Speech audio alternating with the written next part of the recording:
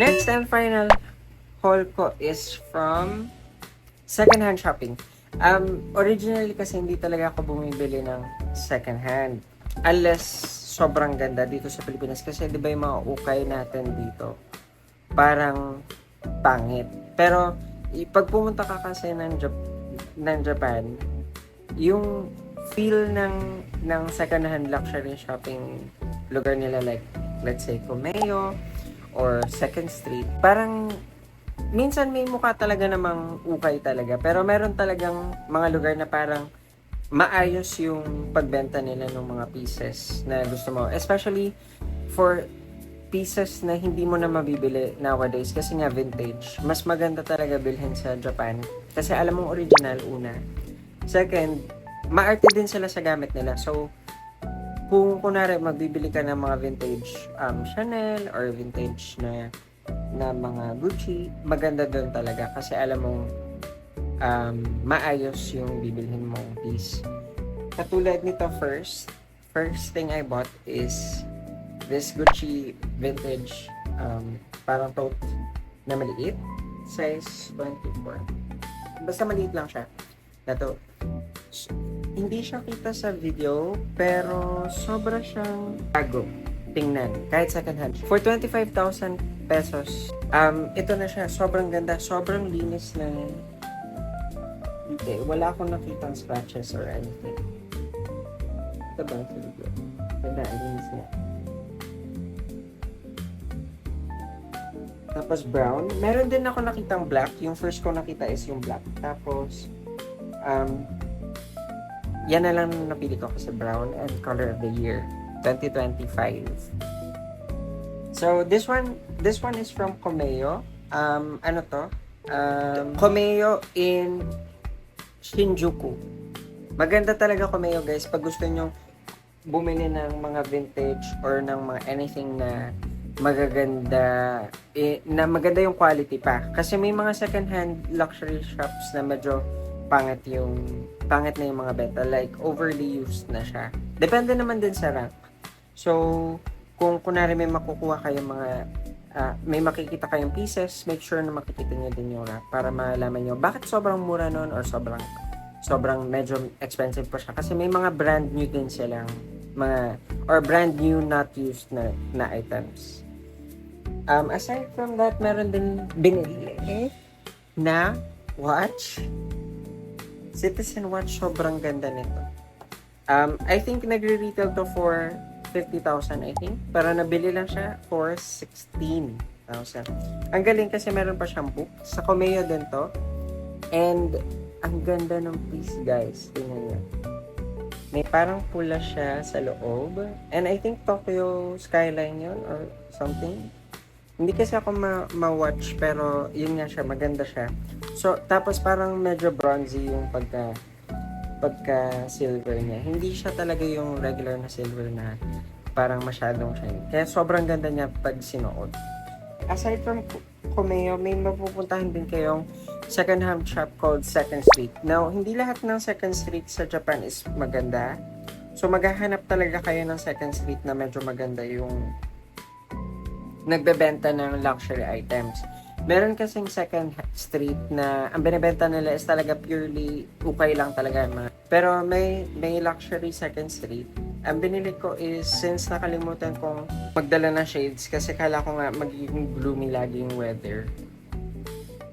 Yun pala, medyo mataas pa rin yung araw.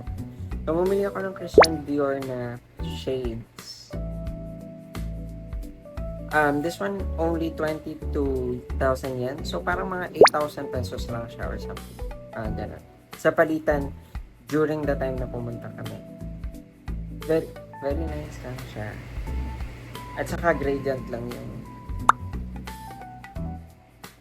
Ayan, ang ganda lang na gradient yung lens. Tapos, may binili din akong Gucci sa Brand Jungle. So, yung Brand Jungle, napanood lang namin sa ibang vlogs sa Japan.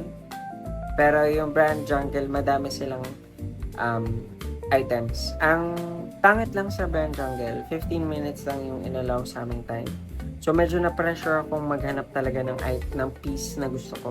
Buti naman, nagustuhan ni Mami, binigay ko siya. Baka ilagay ko yung picture sa baba. Maya. Or baka dito. Kung magaling mag-edit yung editor ko.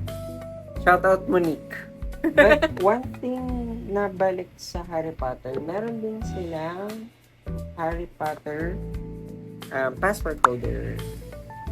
Actually, sobrang dami nilang gamit na sobrang gandang gamitan. Meron silang yung letter na bag.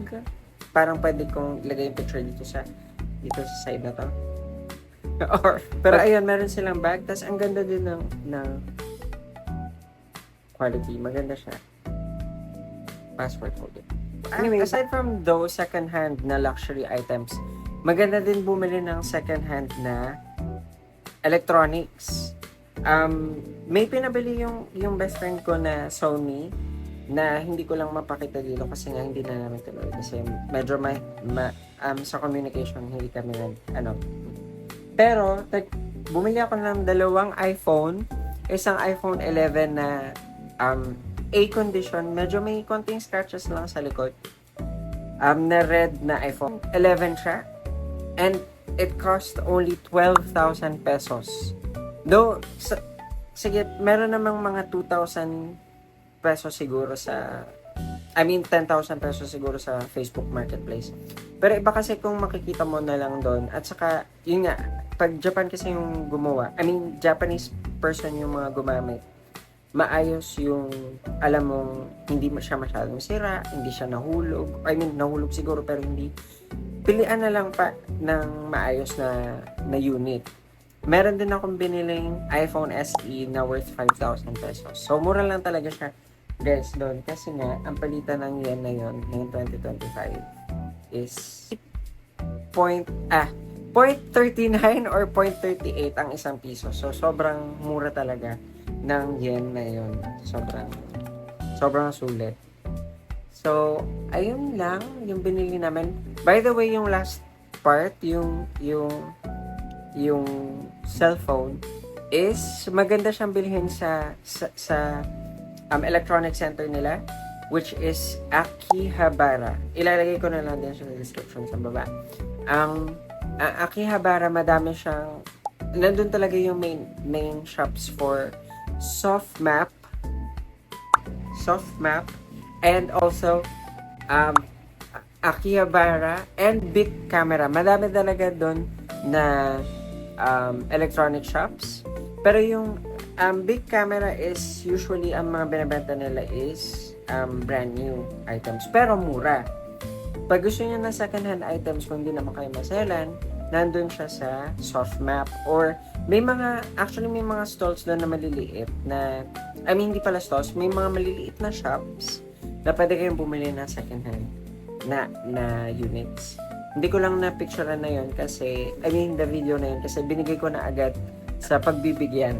Mas na-excite pa ako magbigay kasi mag-vlog. Isa pa palang dagdag, guys. Meron pa palang isang mall doon sa Japan. I think Shinjuku siya or Shibuya. They call it Keio Mall. Sobrang ganda ng Keio Mall, guys, kasi doon is mahanap niyo yung mga mahalin na shoes and clothes na original syempre. Tapos medyo hindi siya ganun kamahalan yung actual price, yung retail price. Like for example this Vivienne Westwood na gloves ko. Sinuot ko pala to doon kasi ginamit ko siya kasi sobrang lamig, nagkaka-hypothermia yung kamay ko. So, Vivienne Westwood gloves, retail only for 5,500 yen. I think 2,000 pesos lang to. Sobrang mura. Tapos ang ganda pa ng quality, parang suede yung ito, tapos pulang mukha lang siyang ski gloves, pero technically talaga winter gloves siya. Kasi dun ko siya nabili sa winter glove section. So, maganda lang siya, maganda. Color of the year, tapos red. Tapos yun yung brand ng Vivienne Westwood. So, ayun.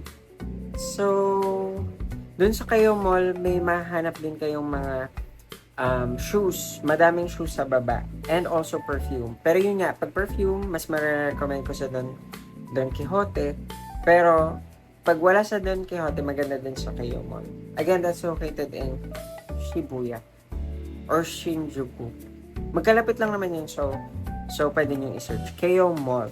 Pero ayun, thank you so much for watching. This is my Japan haul and see you on, or see you too? Bakit see you too sinasabi na?